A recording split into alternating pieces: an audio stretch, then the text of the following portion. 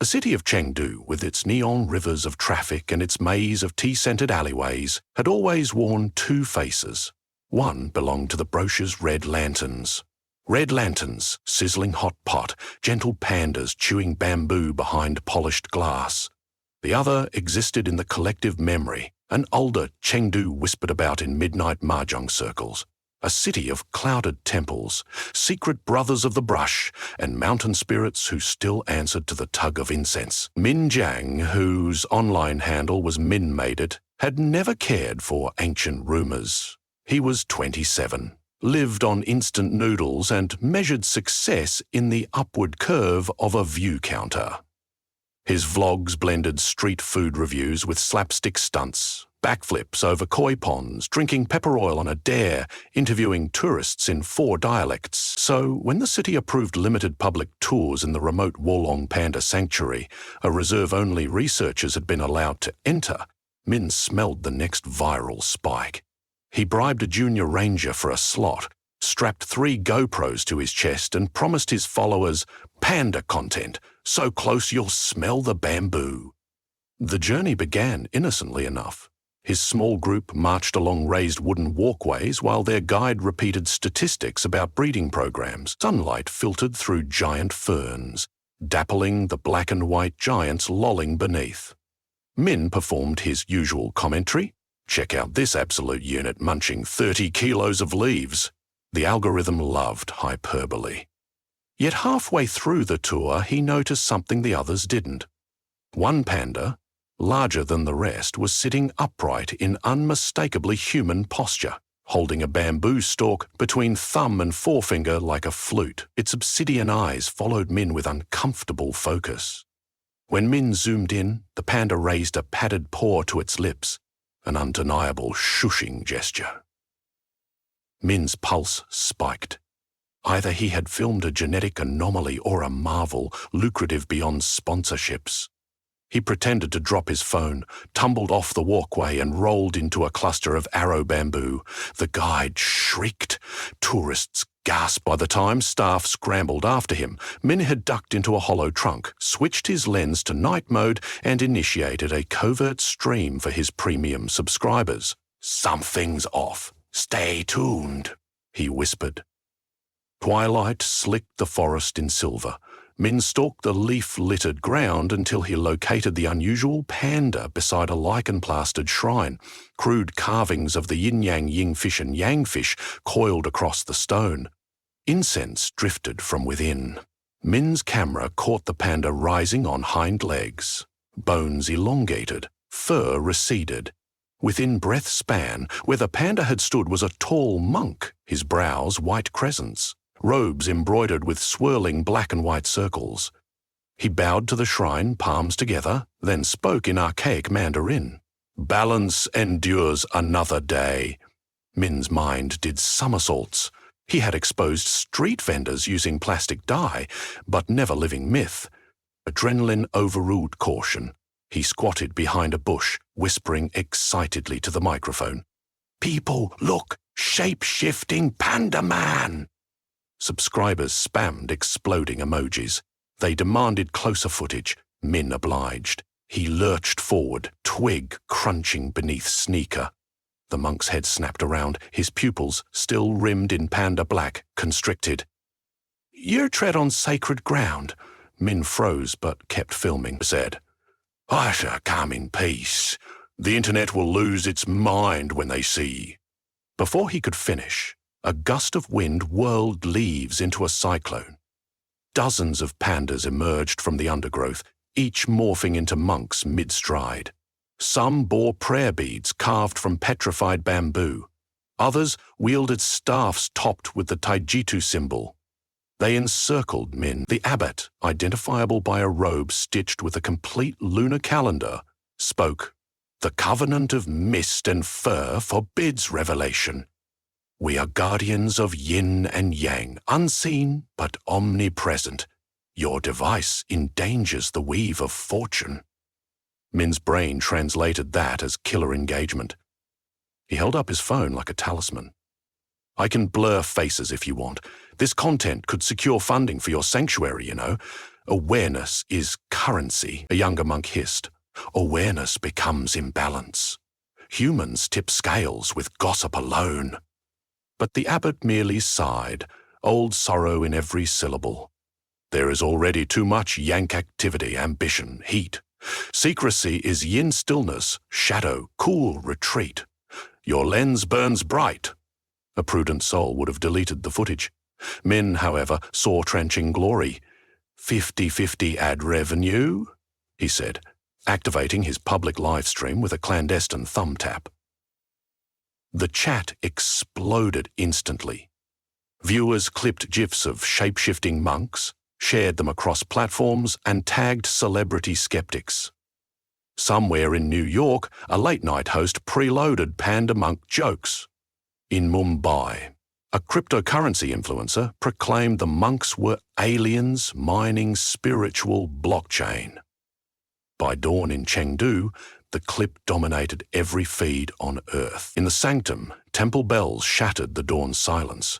The monks had felt a tremor, not of Earth, but of cosmic fabric. Thunder cracked from an empty sky. Birds flew erratic lattices. The abbot emerged from a meditative trance with a face like withered parchment. The seesaw has been kicked. Outside the reserve, phenomena multiplied. In Rio de Janeiro, a street vendor sold one lottery ticket to himself as a joke and won 12 million reals. In Oslo, a cruise ship's compass spun like a drunk, leading the vessel in a perfect circle for 8 hours before systems rebooted. On the Tokyo Stock Exchange, share prices oscillated by whole integers each second, bankrupting risk algorithms. Meanwhile, 3 babies were born simultaneously in Lagos, each weighing exactly 3.333 kilograms. News anchors reported these as curious coincidences, until day 3, when the statistical anomalies outran vocabulary. People began calling it the luck whiplash. Some woke to find every traffic light green. Others stepped on rakes inside their own apartments. Min, holed up in a cheap hostel editing a follow-up video, realized the magnitude only when his own life turned kaleidoscopic. He found a diamond ring in his instant noodle cup, then slipped on the wet floor, breaking his collarbone. The doctor who set it accidentally prescribed rare herbal patches, curing his chronic eczema overnight, then forgot to bill him, losing her job for negligence. Min began charting the oscillations. Good fortune ricocheted into calamity, then back, faster each cycle, as if the world tried to equalize but overshot every attempt. One sleepless midnight, Min's screen flickered. Instead of his desktop, the abbot's face appeared, framed by drifting magnolia petals. "You scatter yin and yang like dice," the old monk said. "Return to the sanctuary. The balance demands restitution." Min agreed, though more out of survival instinct than contrition. He hired a moped, weaving through streets where fortune's pendulum swung visibly. One block had an impromptu street party after every scratch card hit jackpot. The next suffered rolling blackouts and flooded sewers. By the time he reached Wulong, the reserve gates hung crooked, their brass panda emblems tarnished overnight. Inside, the forest pulsed with anxious energy. Monks padded across moss, half in fur, half in robes, as though their bodies couldn't decide which reality held primacy. The abbot waited before the shrine. Twin candles guttered sideways, their flames bending toward and away from each other in senior dispute. "I didn't realize," Min began, throat a rasp of guilt. "But maybe we can issue a statement, tell people to chill." The abbot shook his head. "Words unmake nothing.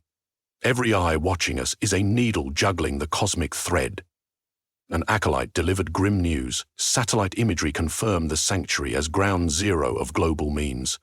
Tourists now scaled fences for selfies, drone swarms buzzed overhead, LEDs spelling "Panda Monks forever." Each digital imprint tugged at yang, stoking motion, exposure, activity. Yin shadow, silence receded, like a retreating tide. Equilibrium crumbled. "Then hide somewhere else," Min suggested. "Move your order. Go full cryptid." The abbot studied him, panda rings dark around human eyes. "Even mountains have Wi-Fi now. The only refuge is oblivion. A plan bloomed between them, reckless yet singular. They would feed the world a counter-narrative so absurd that belief would invert into doubt, restoring the sanctuary's obscurity. Min, who'd built his career on digestible sensationalism, understood virality's dark twin backlash. If they could amplify skepticism, the monks might slip back into folklore. Preparation commenced. Monks choreographed impossible stunts. One enlarged to legendary panda size through key magnification, wandering behind blurry tree lines like Bigfoot. Another projected holographic decoys to lure drones. Mim compiled contradictory footage. Some clips meticulously deep-faked, others raw.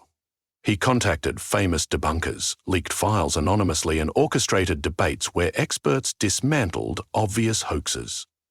Mimetic judo. But the cosmos required more than perception tricks. It demanded penitential symmetry, the abbot explained during an evening tea ceremony. Steam curling like slow handwriting. You took our yin, you must surrender equivalent yang. Exchange visibility for anonymity, your fame for our concealment. Min gulped oolong. You want me to vanish from the internet? The abbot inclined his head. Delete channels, erase archives, walk offline. A sacrifice. Min's ego clawed him. His subscriber count had crossed 10 million. Sponsorship offers queued in email, energy drinks, travel agencies, a Hollywood studio pitching kung fu panda monks. Yet the global oscillations worsened. Planes missed runways by meters, only to land safely on abandoned highways. Stockpiled vaccines spoiled one day, then fermented into miraculous cures the next. Min saw the correlation, felt responsible, and perhaps, for the first time, understood Yin's quiet dignity. At dawn, under drizzle soft as sighs, Min live-streamed from the sanctuary gates. "Hey everyone," he began, voice trembling. "I owe you the truth. Those earlier videos were fabricated, an art project gone wrong. There are no shape-shifting pandas, just talented performers in cutting-edge suits. My apologies to wildlife conservationists and anyone misled.